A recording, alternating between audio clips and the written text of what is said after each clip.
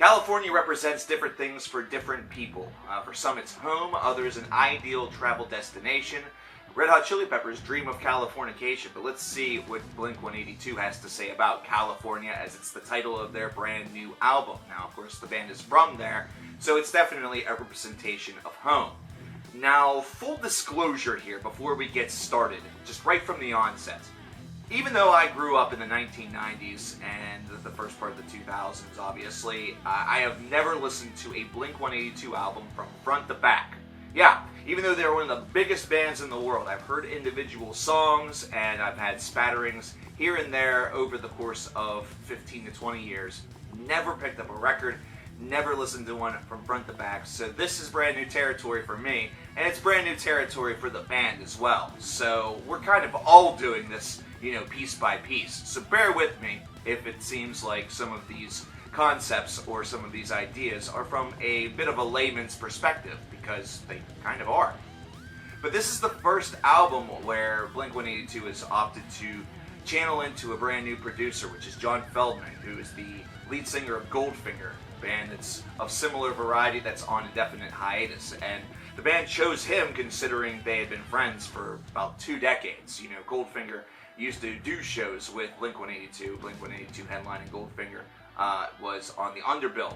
And also, this is the first record to not have Tom DeLonge in it, considering they parted ways with him and they have tapped into Matt Skiba, who is in the Alkaline Trio, as their frontman / guitar player. So there's definitely a lot of change for this record, and because of that, Feldman wanted to preserve the reputation of the band a little bit while also pushing them in some different directions. And what you get here based off of this on this 16-track affair that clocks in at about 42 minutes is an album that definitely maintains a richness to that philosophy that Blink-182 has always had, to have this sort of, heartfelt song that is intermixed and interwoven with a lot of speed and a lot of, a little bit of tongue-in-cheek, toilet humor. It's all still present there. And the one thing that really does change a little bit is the experimentation is a little bit more slight, and the tone of it at times is a little bit mature. And that's where the dividing line is, sort of, for me.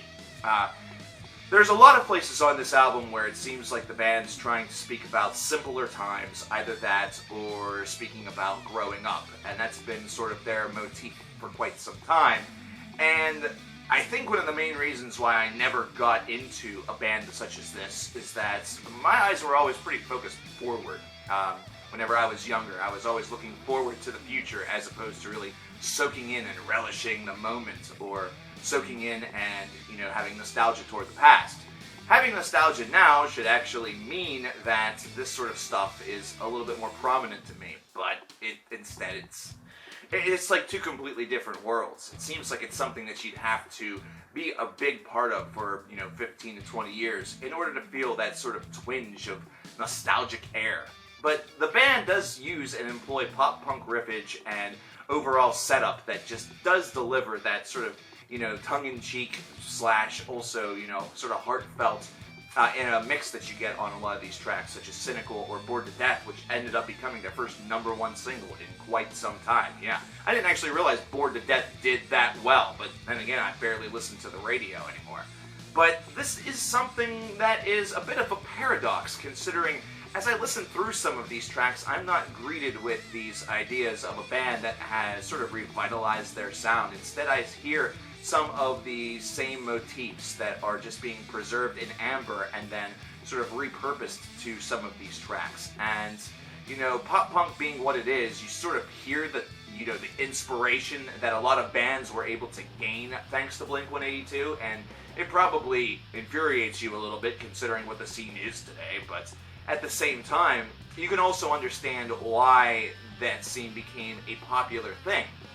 The positive energy and sort of the overall just, it's not rebellious to the point where you alienate people. It's instead, quick and semi-aggressive, and just sort of, it gets your adrenaline pumping enough to feel like you're at a party.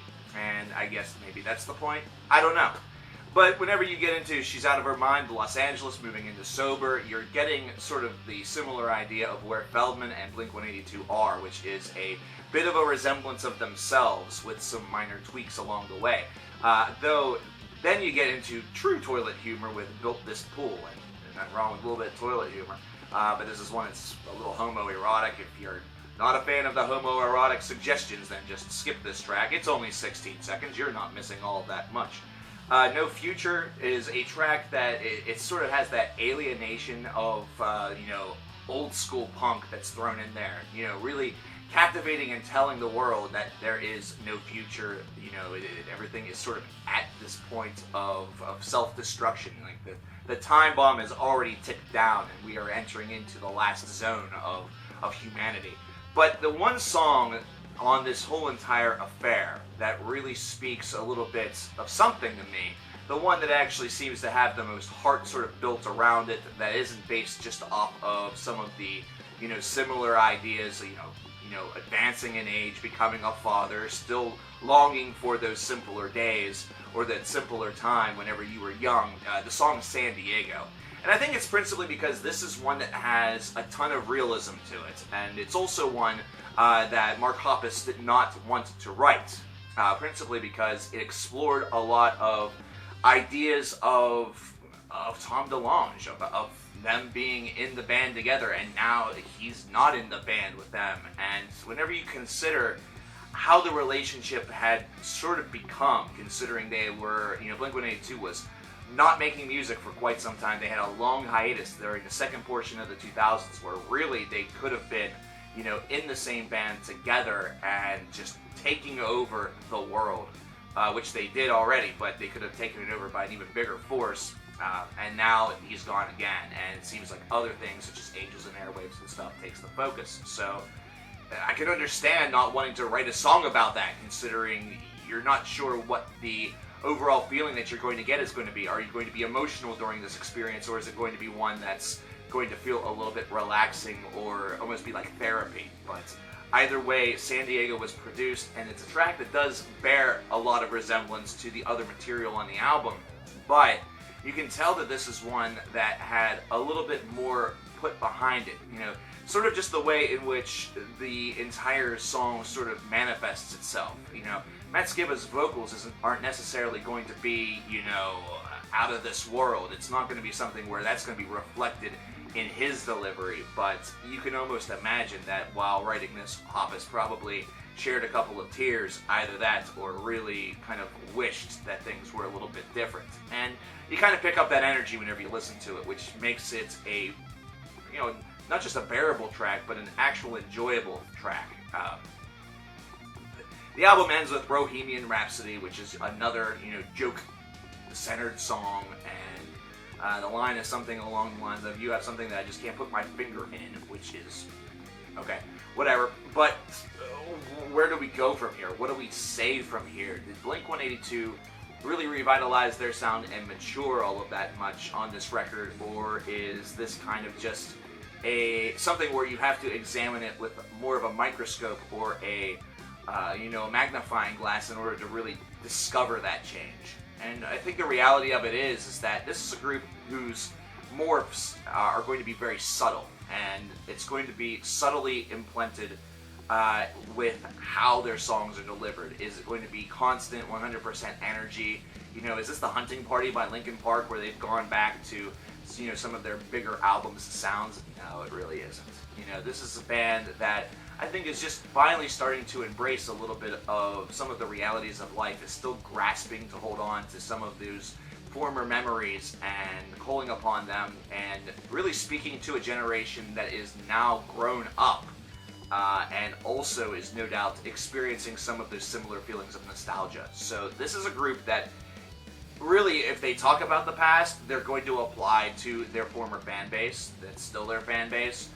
You might not necessarily kick into too many new fans that way, but Blink-182's sound is really going to be what causes them to come on board, because the newer fans will recognize the overall makeup of the stuff from bands such as Fall Out Boy and really the pop punk of the current days, and probably already have a knowledge of Blink-182. So it's almost like a metal fan who listens to Black Sabbath for the first time, even though Black Sabbath may not be around.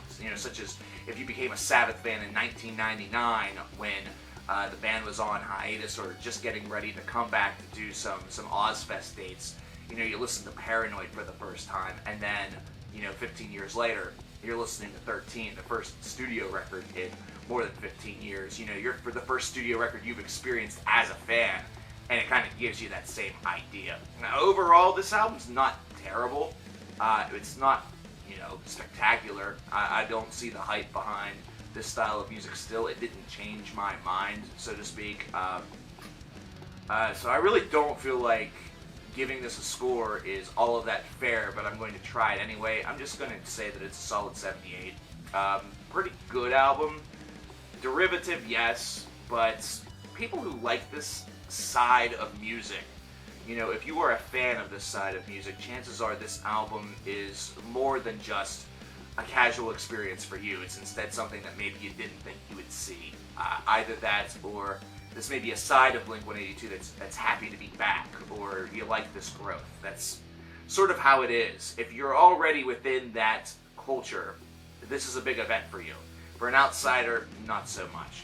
What did you guys think about California by Blink-182? Let me know in the comments below. If you'd like for me to talk about more stuff like this, if you thought I did an okay job, let me know in the comments below. I can't guarantee that that'll happen based off of that, because this one was a bit difficult for me.